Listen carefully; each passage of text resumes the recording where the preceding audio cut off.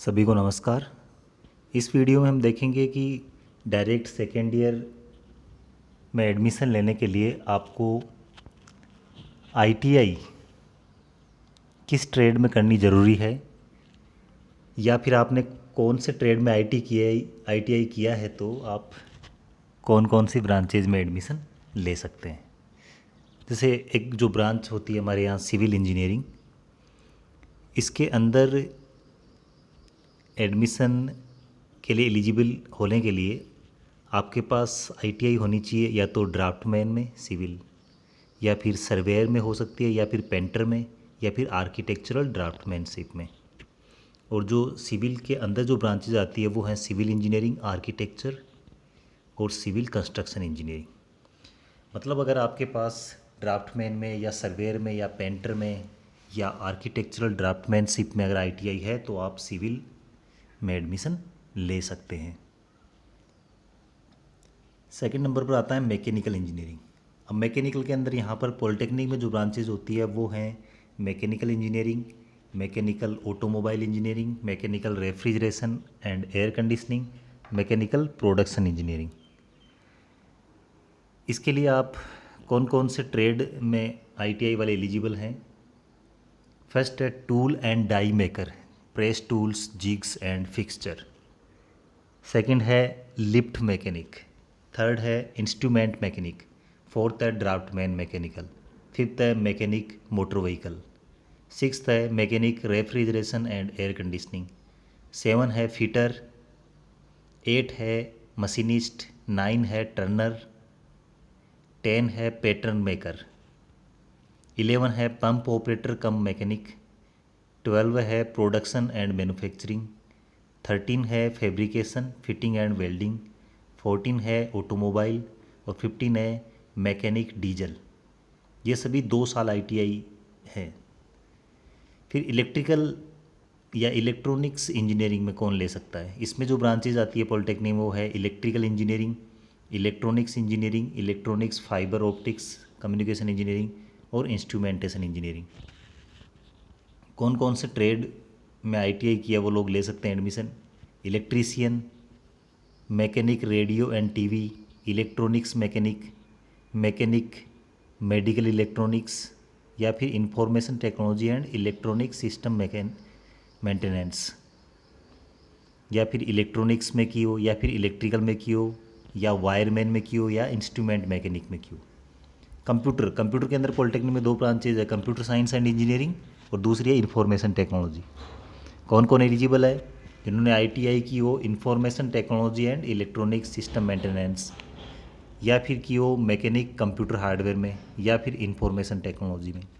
Chemical engineering में जिन्होंने chemical में आईटीआई की है वो ले सकते हैं। और यहाँ पर पॉलिटेक्निक में 3 ब्रांचेज आती है, केमिकल इंजीनियरिंग, प्लास्टिक टेक्नोलॉजी और पेट्रोलियम इंजीनियरिंग।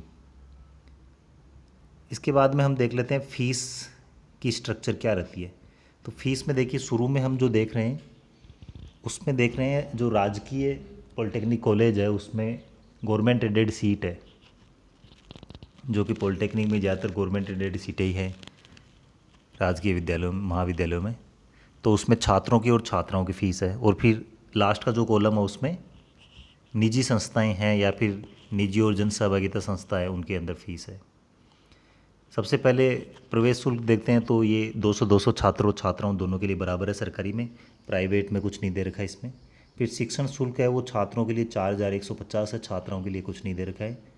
फिर अराजकीय खाता होता है, उसमें अवधान द्रव्य होता है जो क्वेश्चन मनी बोलते हैं जिसको। ये छात्रों के लिए 500 रुपये 2 बार 2 किस्तों में, छात्राओं के लिए पहली किस्त 500 है।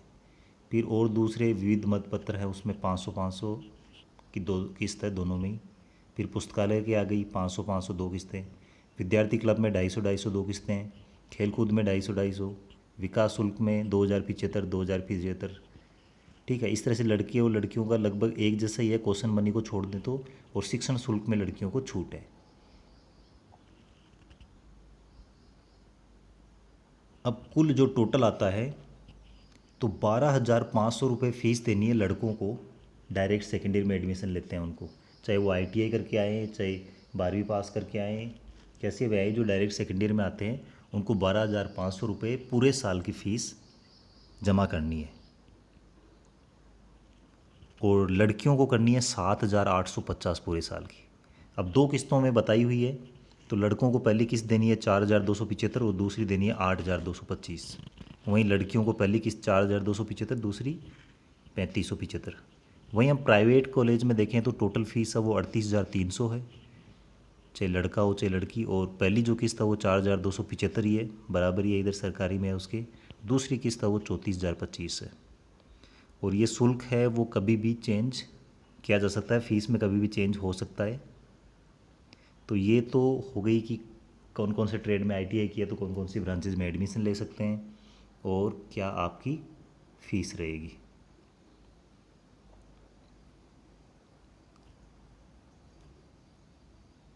इसके अलावा विवरणिका में और भी बहुत सारी चीज़ें दे रखी है।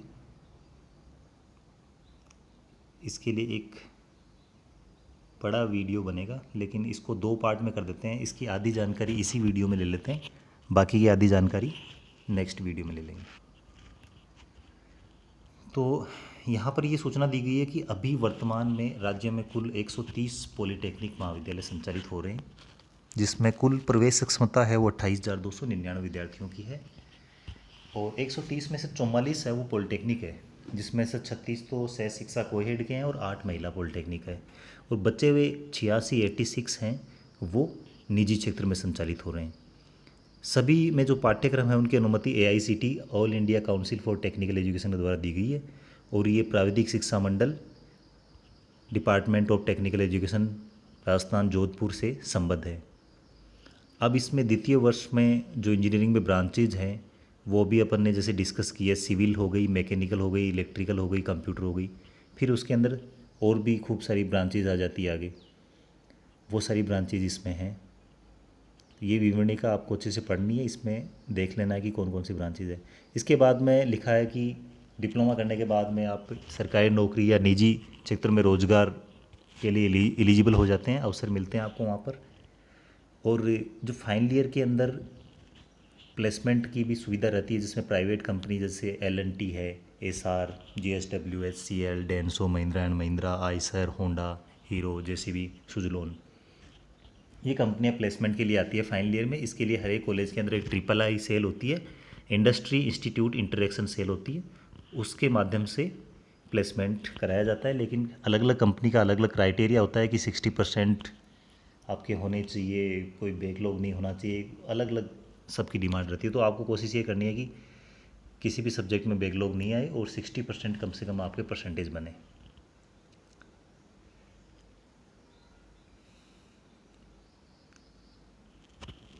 तेबीस राजकीय सह शिक्षा और महिला पॉलिटेक्निक महाविद्यालय ऐसे हैं जहां पर छात्राओं के लिए अलग से हॉस्टल की सुविधा भी है।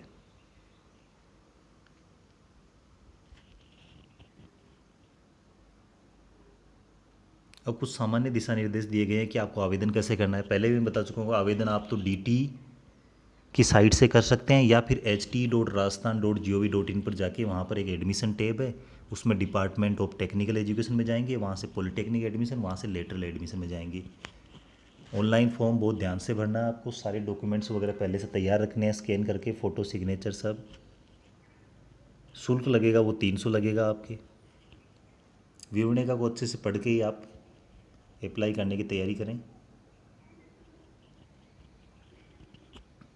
और ऑनलाइन फॉर्म है वो सावधानीपूर्वक भरकर उसका एक प्रिंट लेकर अपने पास सुरक्षित रखें, हो सके तो सॉफ्ट कॉपी भी आपके मोबाइल में सुरक्षित रखें। तो ITI का तो मैंने बता दिया कि ITI है वो कौन से ट्रेड में किया तो कौन सी ब्रांच में ले सकता है। इसके अलावा अगर किसी ने पहले से डिप्लोमा कर रखा हो किसी एक ब्रांच में, वो दूसरी ब्रांच में करना चाहता है तो वो किसी भी ब्रांच के अंदर डायरेक्ट सेकेंड ईयर में एडमिशन ले सकता है। और इसके अलावा जो 12वीं पास बच्चे आ रहे हैं, वो जो मैथ्स के हैं या बायो के हैं या एग्रीकल्चर के हैं या और कोई दूसरे सब्जेक्ट जो भी, वो सब्जेक्ट की लिस्ट दे रखी है, उसमें 3 सब्जेक्ट अगर 12वीं में थे उनके, तो वो डायरेक्टली सेकेंड ईयर में किसी भी ब्रांच में एडमिशन ले सकते हैं। तो ब्रांच के अंदर जो रेस्ट्रिक्शन है वो सिर्फ ITI वालों के लिए है, बाकी किसी भी ब्रांच में ले सकते हैं। ITI वाले जिस ट्रेड में किए उसी के अंदर उनको एडमिशन मिलेगा। और अगर आप दूसरी ब्रांच में लेना चाहते हैं, मान लीजिए आपने इलेक्ट्रीशियन में ITI किया और आप कंप्यूटर में लेना चाहते हो, तो फिर फर्स्ट ईयर में लेना पड़ेगा आपको, सेकेंड ईयर में नहीं मिलेगा। इसमें लिखा हुआ कि रैगिंग लेना कानून अपराध है। इसके लिए आपको एडमिशन के टाइम प्राचार्य को एक अंडरटेकिंग भी देनी है, और अगर आप रैगिंग लेते हुए पाए जाते हैं तो आपको निष्कासित कर दिया जाएगा। कक्षाएं हैं वो 20 सितंबर से प्रारंभ हो जाएगी। आगे हो सकता है इसमें कुछ चेंज हो जाए, लेकिन अभी यही डेट है 20 सितंबर। और एडमिशन है वो सभी पॉलिटेक्निक महाविद्यालयों में सेंट्रलाइज एडमिशन ही होता है। आपको कॉलेज में जाने की ज़रूरत नहीं है, कहीं भी मित्र से या घर से आपको ऑनलाइन अप्लाई करना है। नियमित डिप्लोमा पाठ्यक्रम उसकी अवधि है वो 3 वर्ष है, और डायरेक्ट सेकेंड ईयर में आप एडमिशन लेंगे तो आप 2 साल में कर सकते हैं। फर्स्ट ईयर आपका माइनस हो जाएगा। अभी नया जो स्कीम आया उसमें सेमेस्टर सिस्टम आ गया है, तो सेकेंड ईयर में सेमेस्ट्री चलेंगे। चाहे वो नए एडमिशन ले हो, चाहे आप फर्स्ट ईयर से सेकेंड ईयर में प्रमोट हो, सेमेस्टर सिस्टम चलेगा। थर्ड ईयर में अभी भी ईयरली सिस्टम चल रहा है। और सीटें कितनी रहेगी प्रत्येक ब्रांच के अंदर? डायरेक्ट सेकेंड ईयर में एडमिशन के लिए 10% सीटें हैं वो रिजर्व रहती है। इसके अलावा फर्स्ट ईयर में अगर कुछ सीटें खाली रह गई है किसी ब्रांच में, तो उन सीटों पर भी एडमिशन दिया जाता है। इसके लिए आप सारणी जो मैट्रिक्स है, सीट मैट्रिक्स है, वो आप देख सकते हैं। वीडियो में भी हम डिस्कस करेंगे इसको। इसके बाद में क्या होता है कि कई बार आपको एडमिशन मनचाही कॉलेज में नहीं मिल पाता है, कहीं दूसरी कॉलेज में मिल गया, तो आप सेकेंड ईयर कंप्लीट होने के बाद में स्थानांतरण के लिए अप्लाई कर सकते हैं। इसमें आप केवल राजकीय पॉलिटेक्निक महाविद्यालय में पढ़ रहे हैं वही कर सकते हैं कॉलेज चेंज। और उसमें भी अगर जहाँ पर आप लेना चाहते हैं चेंज करके, जहाँ जाना चाहते हैं वहाँ पर अगर रिक्त सीट है उस ब्रांच में, तब तो आपको मिलेगा, नहीं तो नहीं मिलेगा। हाँ, ब्रांच चेंज नहीं होगी, सिर्फ कॉलेज चेंज होगी। सिविल में पढ़ रहे हैं कॉलेज में, तो दूसरी कॉलेज में जाना है तो सिविल में ही जाएंगे। निजी के अंदर आप ऐसे नहीं है पॉसिबल दूसरी जगह स्थानांतरण करवाना। और स्थानांतरण में भी फिर देखेंगे कि एक जगह मान लीजिए 2 सीटें खाली है और वहाँ पर एप्लीकेशन 5 आ गए, तो फिर उनमें मेरिट निकलेगी। प्रवेश के लिए न्यूनतम योग्यताएं ये हमने पहले भी डिस्कस की है। या तो आपने डिप्लोमा कर रखा हो पहले से इंजीनियरिंग में, ऐसे नहीं नॉन इंजीनियरिंग में कर रखा है तो इंजीनियरिंग में एडमिशन, ऐसा नहीं होगा। इंजीनियरिंग में कर रखा है उसी को इंजीनियरिंग में मिलेगा। और या फिर आपने कर रखा है 12th science with technical vocational subject, या फिर आपने कर रखा है 10वीं प्लस 2 साल की आईटीआई, और आईटीआई में जिस ट्रेड में कर रखी है उसी के अप्रोप्रिएट जो ब्रांच है उसमें एडमिशन मिलेगा। या फिर आपने कर रखी है 12वीं क्लास पास, जिसमें ये जो सब्जेक्ट्स की लिस्ट दे रखी है उसमें से कोई भी 3 सब्जेक्ट आपने पढ़े हैं 12वीं में। और पढ़ने का मतलब है कि आपकी मार्कशीट में जो टोटल एग्रीगेट मार्क्स आ रहे हैं उसमें जुड़े हैं इनके परसेंटेज। तो इसमें सब्जेक्ट्स की जो लिस्ट है इसमें है physics, mathematics, chemistry, computer science, electronics, information technology, biology, informatics practice, biotechnology, technical vocational subject, agriculture, engineering, graphics, business studies, entrepreneurship. Mainly जो 2-3 कैटेगरीज के बच्चे आते हैं वो मैं बताता हूँ कौन कौन से आते हैं। या तो फिजिक्स, मैथमेटिक्स और केमिस्ट्री, जो मैथमेटिक्स रहती है जिनकी, वो बच्चे आते हैं ज़्यादातर। दूसरे जो बच्चे आते हैं जिनके सब्जेक्ट रहे होते हैं फिजिक्स, केमिस्ट्री और बायोलॉजी, वो आ सकते हैं। तीसरा है कि फिजिक्स, केमिस्ट्री और एग्रीकल्चर। ठीक है, ये 3 मेन कैटेगरीज हो गई। इसके अलावा अभी अगर आपने इन जो लिस्ट दे रखी है सब्जेक्ट की, इसमें से कोई भी 3 सब्जेक्ट अगर 12वीं में पढ़े तो आप भी डायरेक्ट सेकेंडरी में एडमिशन ले सकते हैं। और अभ्यर्थियों के प्रवेश के लिए कोई आयु सीमा नहीं है, कोई मिनिमम या मैक्सिमम आयु सीमा निर्धारित नहीं की गई है। आप किसी भी एज के हो आप डिप्लोमा कर सकते हो। ठीक है, उसके बाद में प्रवेश प्राथमिकता श्रेणी में और प्रीफरेंशियल कुछ कैटेगरी दे रखी है, ये भी आपको अच्छे से पढ़ लेनी है सारी। रिजर्वेशन की कैटेगरीज भी अलग अलग दे रखी है।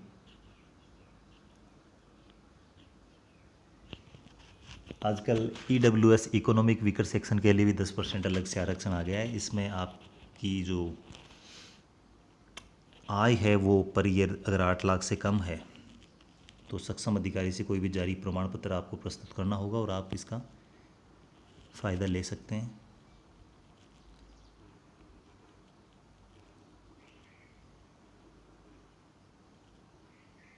ठीक है, ये अलग अलग तरह के आरक्षण है इसमें। योग्यता सूची पहले भी हम डिस्कस कर चुके हैं। डिप्लोमा वाले, 12th साइंस वाले, 10+2 ITI वाले और 12th वाले। हाँ, जो सीबीएसई से हैं जिसमें सीजीपीए आता है मार्कशीट में, उनके जो अभ्यर्थी के अंकों की गणना होगी वो 9.5 से गुणा करने के बाद योग्यता क्रमांक निर्धारित होगा। और जब फॉर्म में आप अप्लाई करेंगे उस टाइम मैक्सिमम मार्क्स यहाँ पर 10 भर देवें, और जो ऑब्टेंड है उसके अंदर जो भी आपका सीजीपीए वो भर देवें। अब मेरिट के अंदर ये वैसे आपके काम का नहीं है, पर जो भी मेरिट निकालेंगे तो मेरिट किस आधार पर निकलती है। पहले तो देखेंगे कि जो भी आपने अप्लाई किया है 12th के आधार पर, मान लीजिए अप्लाई किया तो 12th के परसेंटेज को कंपेयर करेंगे। मान लीजिए दो अभ्यर्थी ऐसे हैं उनके 12th के परसेंटेज बराबर आ जाते हैं, तो फिर इसमें कंपेयर किए जाएंगे 10th के मार्क्स। 10th के मार्क्स भी मान लीजिए बराबर आ गए तो उसके बाद में 10th में मैथमेटिक्स के मार्क्स कंपेयर किए जाएंगे। मान लीजिए वो भी बराबर आ गए तो 10th में साइंस के मार्क्स किए जाएंगे। अगर बराबर आ जाते हैं तो फिर क्या करेंगे, डेट ऑफ बर्थ के आधार पर करेंगे। इसमें जो भी ज़्यादा उम्र का बच्चा होगा, जिसकी डेट ऑफ बर्थ पहले होगी, जिसका जन्म पहले हुआ है, उसको प्राथमिकता दी जाएगी। और मान लीजिए डीओबी भी किसी की डेट ऑफ बर्थ भी समान आ गई, तो फिर हम जो उनका नाम है उसमें अंग्रेजी की जो वर्णमाला है, इंग्लिश अल्फ़ाबेट है, उसके आधार से अपन जैसे अटेंडेंस रजिस्टर में हम लिखते हैं क्रम से A to Z नाम लिखते हैं, वैसे फिर देखेंगे किसका नाम पहले आ रहा था उसको पहले देंगे। प्रथम आवंटन की सीट की जो लिस्ट निकलने के बाद में आपको रिपोर्ट करना है नोडल सेंटर पर। इसके लिए आपको सारे ओरिजिनल डॉक्यूमेंट्स, उनकी जेरोक्स कॉपीज़ लेके जानी है। अभ्यर्थी खुद जा सकता है, अभिभावक जा सकता है। और 1,000 रुपये की रसीद है वो आपको ई मित्र या HT के लिंक में जाकर वहाँ पर पोर्टल पर जमा करवाना है, और उसका चालान भी वहाँ पर नोडल सेंटर पर लेके जाना है। नोडल सेंटर पर रिपोर्ट करना आपको ज़रूरी है, तभी आपकी सीट है वो वहाँ रिजर्व हो पाएगी। अगर आप नोडल सेंटर पर नहीं गए तो इसका मतलब ये माना जाएगा कि आप एडमिशन लेने की इच्छुक नहीं है, तो आपको रिजेक्ट कर दिया जाएगा एडमिशन। फिर अगर आपको अपवर्ड मूवमेंट के लिए अप्लाई करना है तो नोडल सेंटर पर गए, वहीं पर आप अपवर्ड मूवमेंट के लिए अप्लाई कर देवें। मान लीजिए आपको आपकी पसंद की चॉइस नहीं मिली, आपको लगता है ऊपर वाली कोई चॉइस मिल सकती है, तो अपवर्ड मूवमेंट के लिए अप्लाई कर सकते हैं।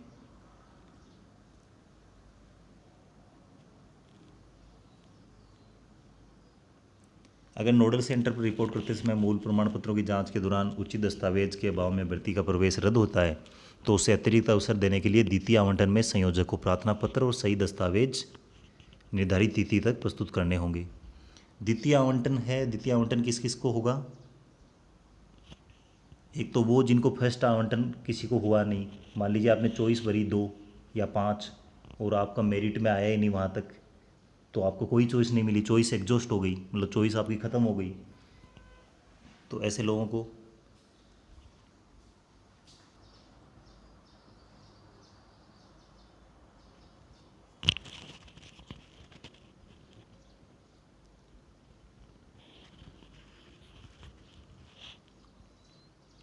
तो ये द्वितीय आवंटन में वो रहेंगे, या तो उनकी फर्स्ट लिस्ट में उनको कोई भी चॉइस नहीं मिली थी, या फिर किसी ने अपवर्ड मूवमेंट के लिए अप्लाई किया था। अब द्वितीय आवंटन होने के बाद में ऐसे व्यक्ति जिन्हें प्रथम बार सीट आवंटन हुआ है, प्रथम बार किनको हुआ? जिनको फर्स्ट में तो मिली नहीं थी कोई सीट, तो उन लोगों को क्या करना है, नोडल सेंटर पर रिपोर्ट करेंगे। जैसे ऊपर बताया प्रोसेस वैसे रिपोर्ट करना है। और जिन अभ्यर्थियों ने अपवर्ड मूवमेंट के बाद द्वितीय आवंटन के कारण स्थान परिवर्तित हो गया, तो उन्हें सीधे क्या करना है, अंतिम आवंटित महाविद्यालय में रिपोर्ट करना है, अन्यथा उनका प्रथम और द्वितीय आवंटन निरस्त हो जाएगा। तो उनको महाविद्यालय में रिपोर्ट करना है, अंतिम महाविद्यालय में रिपोर्ट करना। अब आपको जहाँ भी सीट मिली है किसी कॉलेज में, किसी भी ब्रांच में मिली हो, तो उस जिस कॉलेज में आपको सीट मिली है उस कॉलेज में आपको दिए गए डेट के अनुसार रिपोर्ट करना है। तो वहाँ पर आपको क्या क्या लेके जाना है, मूल दस्तावेज। नोडल सेंटर पर भी मूल दस्तावेज लेके गए थे, लेकिन वहाँ पर सिर्फ चेक करके वापस दे देंगे आपको, वहाँ जमा करके नहीं आने, नोडल सेंटर वाले वापस दे देंगे आपको। तो जहाँ विद्यालय में आपको महाविद्यालय में एडमिशन मिला वहाँ पर मूल दस्तावेज लेके जाना है, साथ में दस्तावेजों की जेरोक्स कॉपीज लेके जानी है। और शेष जो शुल्क बच गया था, 1,000 रुपये तो वहाँ जमा हो गए, उसके बाद में जो 4200 कुछ फीस दे रखी थी, उसमें से जो शेष शुल्क बच गया है वो वहाँ पर लेके जाना है। ऐसा नहीं करेंगे तो उनका आवंटन रद्द हो जाएगा। फिर इंटरनल स्लाइडिंग होगी। अब मान लीजिए कॉलेज है वो तो आपको मिल गई, लेकिन वहाँ पर जाने के बाद भी आपको लगता है कि मेरे को ब्रांच चेंज करना चाहिए, तो वहाँ पर इंटरनल स्लाइडिंग होती है, वहाँ पर आप अप्लाई कर सकते हैं, फिर मेरिट निकलेगी और वहाँ पर आपको हो सकता है कि आपकी पसंदीदा ब्रांच वहाँ पर मिल जाए।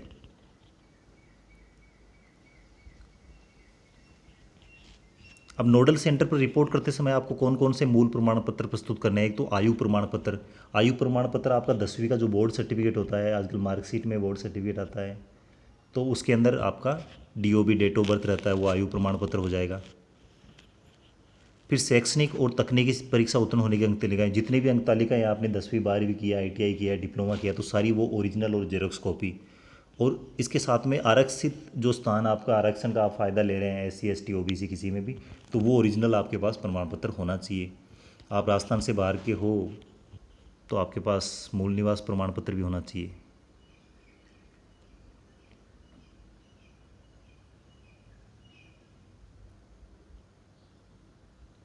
ये तो मेन जानकारियाँ थी। इसके साथ में आपको क्या करना है, पॉलिटेक्निक महाविद्यालय में एडमिशन होने के बाद में आपका एनरोलमेंट होगा, नामांकन होगा।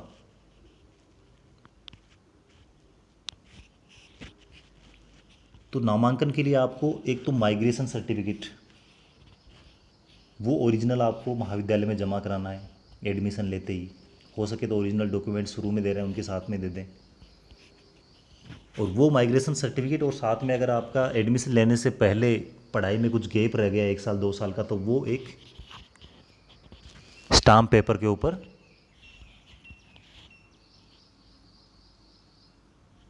गैप सर्टिफिकेट आपको बनाना है।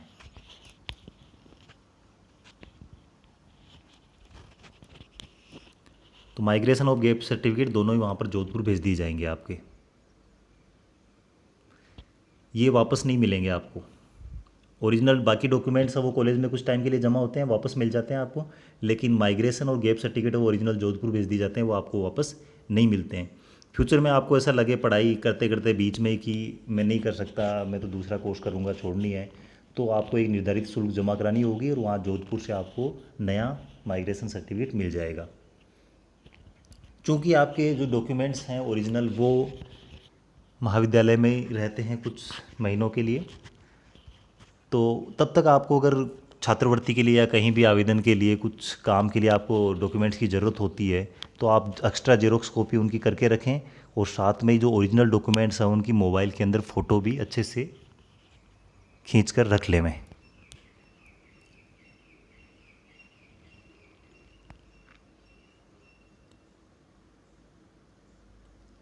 ठीक है। इसके अलावा जो भी महाविद्यालय में पढ़ाई के दौरान सूचनाएं होती है कि आपको अनुशासन में रहना है, नियमित कक्षाएं अटेंड करनी है, वो सब कुछ आपको अच्छे से विवरणिका में से पढ़ लेना है। ठीक है, तो ये मेन चीज़ें अपन ने डिस्कस कर ली है। आज की वीडियो में बस इतना ही। वीडियो को पूरा देखना आपको अच्छे से, वीडियो को लाइक करें, चैनल को सब्सक्राइब करके रखें ताकि आगे वाले वीडियोज़ हैं उनका आपको पता चले। बेल आइकन का क्लिक करेंगे तो आपको नोटिफिकेशन मिलते रहेंगे, और ज़्यादा से ज़्यादा अपने दोस्तों के साथ शेयर करें ताकि सबको सूचना मिले टाइम पर, कोई भी वंचित नहीं रहे। और साथ में बता दूं कि एडमिशन के लिए फॉर्म भरने की लास्ट डेट है वो 20 अगस्त है, तो जितना जल्दी हो सके आप अप्लाई कर दें। Thank you.